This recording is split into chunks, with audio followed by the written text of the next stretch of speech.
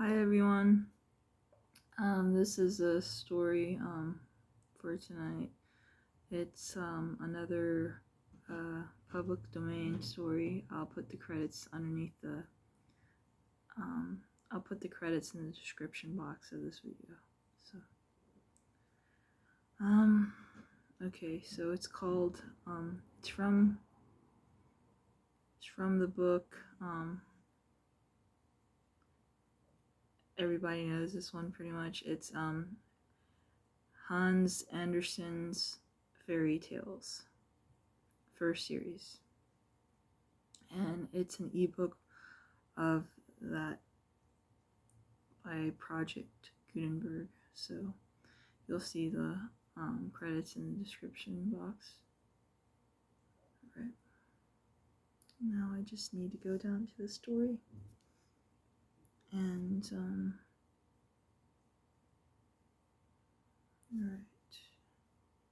So I chose the fourth story in that book, which is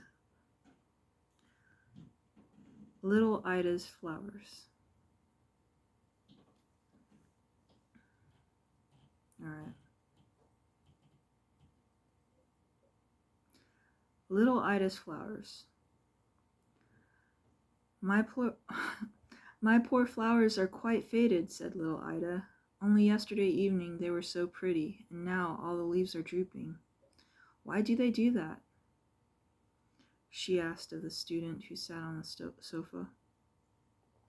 He was a great favorite with her because he used to tell her the prettiest stories and cut out the most amusing things in paper, hearts with little ladies dancing in them, and high castles with doors which one could open and shut. He was a merry student. Why do the flowers look so wretched today? Asked she again, showing him a bouquet of faded flowers. Do you not know? Replied the student. The flowers went to a ball last night and are tired. That's why they hang their heads. What an idea, exclaimed little Ida. Flowers cannot dance. Of course they can dance. When it's dark and we all are gone to bed, they jump about as merrily as possible. They have a ball almost every night. And can their children go to the ball? Asked Ida. Oh yes, said the student. Daisies and lilies of the valley that are quite little. And when is it that the prettiest flowers dance? Have you not been to the large garden outside the town gate in front of the castle where the king lives in the summer? The garden that is so full of lovely flowers? You surely remember the swans which come swimming up when you give them crumbs of bread? Believe me, they have capital balls there. I was out there only yesterday with Mother, said Ida, but there were no leaves on the trees, and I did not see a single flower. What has become of them? There were so many in the summer. They are inside the palace now, replied the student. As soon as the king and all his court go back to the town, the flowers hasten out of the garden and into the palace, where they have famous times. Oh, if you could but see them! The two most beautiful roses seat themselves on the throne and act king and queen. All the tall red coxcombs, I don't know how to pronounce that flower, I've never heard of it before, I'm gonna have to look it up. All the tall red coxcombs stand before them on either side and bow. They are the chamberlains. Then all the pretty flowers come, and there is a great ball. The blue violets represent the naval cadets. They dance with the hyacinths and crocuses who take the part of young ladies. The tulips and the tall tiger lilies are old ladies, dowagers, who see to it that the dancing is well done and that all things go on properly. But, asked little Ida, is there no one there to harm the flowers for daring to dance in the king's castle? No, no one knows anything about it, replied the student. Once during the night, perhaps the old steward of the castle does, to be sure, come in with his great bunch of keys to see that all is right, but the moment the flowers hear the clanking of the keys, they stand stock still or hide themselves behind the long silk window curtains. Then the old steward will say, "Do I not smell flowers here?" But he can't see them. That is very funny, exclaimed little Ida, clapping her hands with glee. But should I not be able to see? But should not I be able to see the flowers? To be sure you can see them, replied the student. You have only to remember to peep in at the windows the next time you go to the palace. I did so this very day, and saw a long yellow lily lying on the sofa. She was a court lady. Do the flowers in the botanical garden go to the ball? Can they go all that long distance? Certainly, said the student, for the flowers can fly if they please. Have you not seen the beautiful red and yellow butterflies that look so much like flowers? They are in fact nothing else. They have flown off their stalks high into the air and flapped their little petals just as if they were wings, and thus they came to fly about. As a reward for always behaving well, they have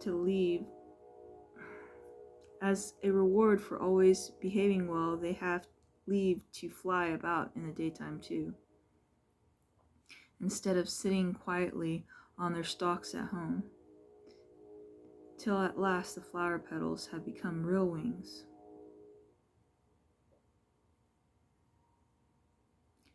That you have seen yourself. It may be, though, that the flowers in the botanical garden have never been in the king's castle. They may not have heard what frolics take place there every night, but I'll tell you, if the next time you go to the garden, you whisper to one of the flowers that a great ball is to be given yonder in the castle, the news will spread from flower to flower, and they will all fly away. Then, should the professor come to his garden, there won't be a flower there, and he will not be able to imagine what has become of them. But how can one flower tell it to another? For I am sure the flowers cannot speak. No, you are right there, returned the student. They cannot speak, but they can make signs. Have you ever noticed when the wind blows a little, the flowers nod to each other and move all their green leaves? They can make each other understand in this way, just as well as we do by talking. And does the professor understand their pantomime? Asked Ida. Oh, certainly. At least part of it. He came into his garden one morning and saw that a great stinging nettle was making signs with its leaves to a beautiful red carnation. It was saying, "You are beautiful. You are so beautiful, and I love you with all my heart." But the professor doesn't like that sort of thing, and he rapped the nettle on her leaves,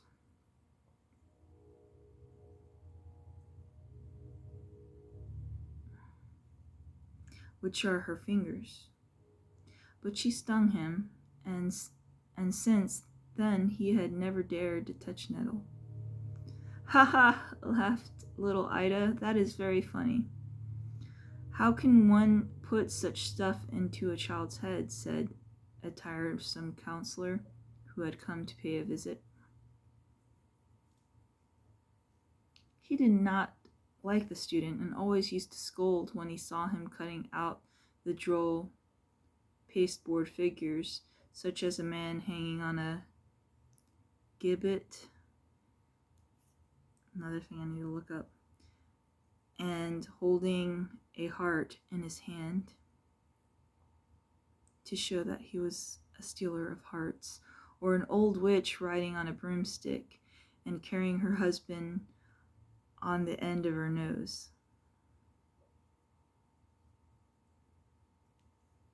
I don't know how you can cut that out and paste board figures, but hey. The counselor could not bear such jokes, and he would always say, as now, how can anyone put such notions into a child's head? They are only foolish fancies. But to little Ida, all that the student had told her was very entertaining, and she kept thinking it over. She was sure now that her pretty yesterday's flowers hung their heads because they were tired, and that they were tired because they had been to the ball. So she took them to the table where stood her toys. Her doll lay sleeping, but Ida said to her, "You must get up and be content to sleep tonight in the table drawer, for the poor flowers are ill and must have your bed to sleep in. Then perhaps they will be well again by tomorrow." And she looked at once, and at once she took the doll out, though the doll looked vexed at giving up her cradle to the flowers. Ida laid the flowers in the doll's bed and drew the coverlet quite over them, telling them to lie still while she made some tea for them to drink, in order that they might be well the next day. And she drew the curtains about the bed, so that the sun might not shine into their eyes. All the evening she thought of nothing but what the student had told her, and when she went to bed herself, she ran to the window where her mother's tulips and hyacinths stood. She whispered to them, "I know very well that you are going to a ball tonight." The flowers pretended not to understand, and did not stir so much a leaf, but that did not prevent Ida from knowing what she knew. When she was in bed, she lay for a long time thinking how delightful it must be to see the flowers dance in the king's castle, and said to herself, "I wonder if my flowers have really been there." Then she fell asleep. In the night she woke. She had been dreaming of the student and the flowers and the counselor who told her they were making game of her. All was still in the room. The night lamp was burning on the table, and her father and mother were both asleep. "I wonder if my flowers are still lying in Sophie's bed," she thought to herself. "How I should like to know."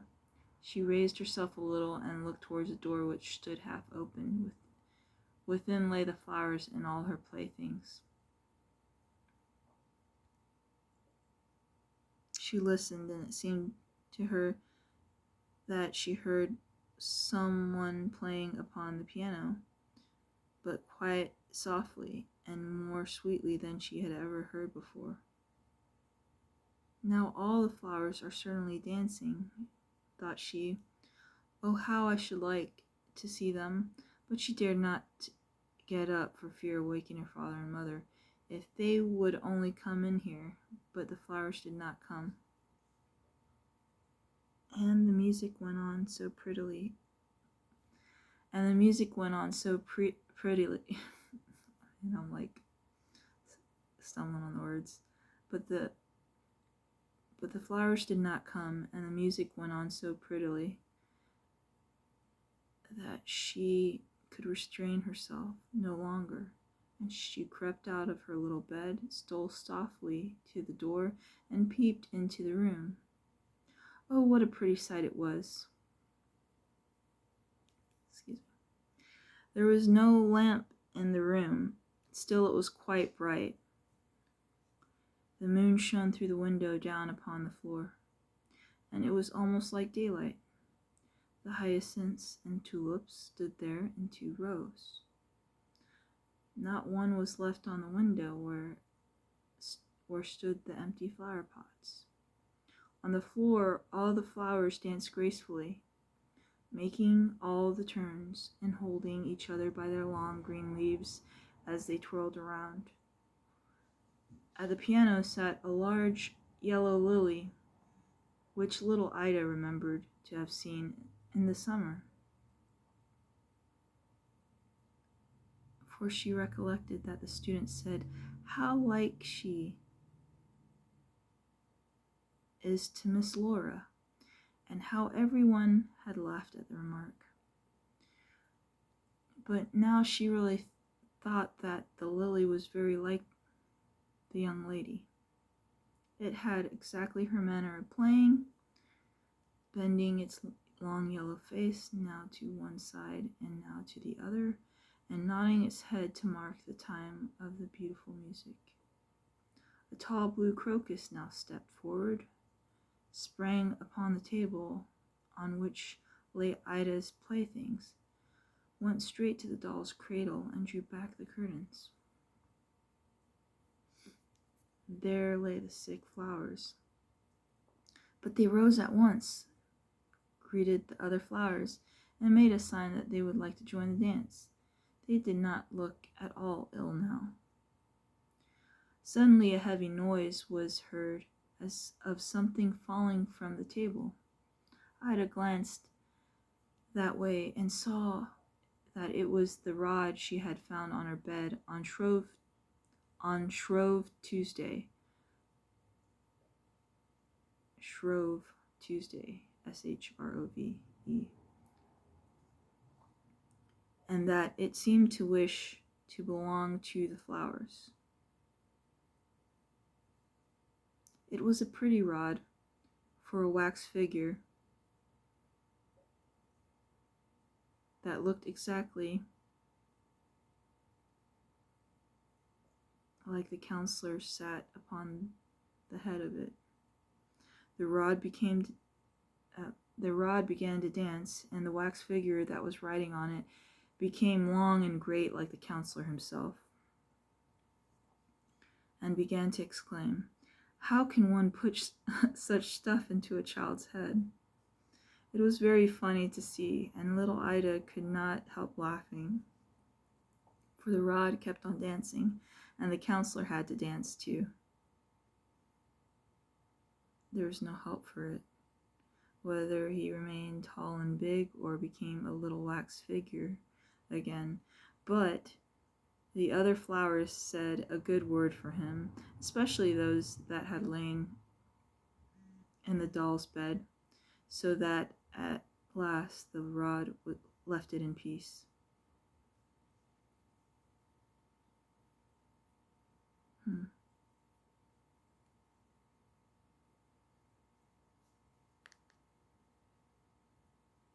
Okay. At the same time, there was a loud knocking inside the drawer where Sophie,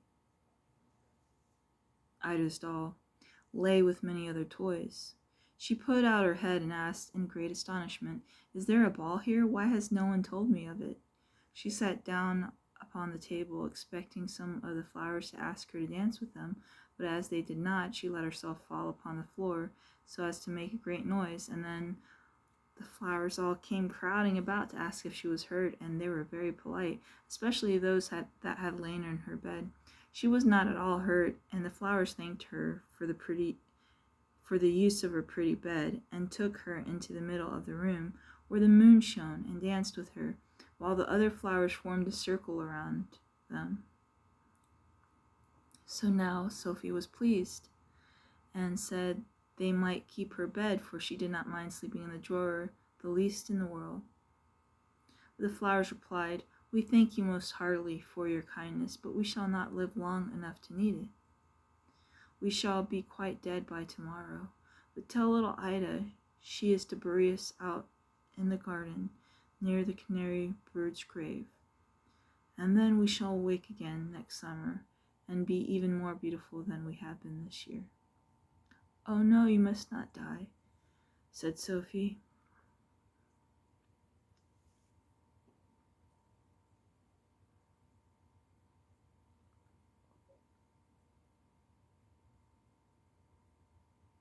Kissing them as she spoke. And then a great company of flowers came dancing in. Ida could not imagine where they could have come from, unless from the king's garden. 2 beautiful roses led the way, wearing golden crowns. Then followed wallflowers and pinks, who bowed to all present. They brought a band of music with them. Wild hyacinths and little white snowdrops jingled merry bells. It was a most remarkable orchestra. Following these were an immense number of flowers, all dancing. Violets, daisies, lilies of the valley, and others which it was a delight to see. At last the happy flowers wished one another good night. Little Ida, too, crept back to bed to dream of all she had seen.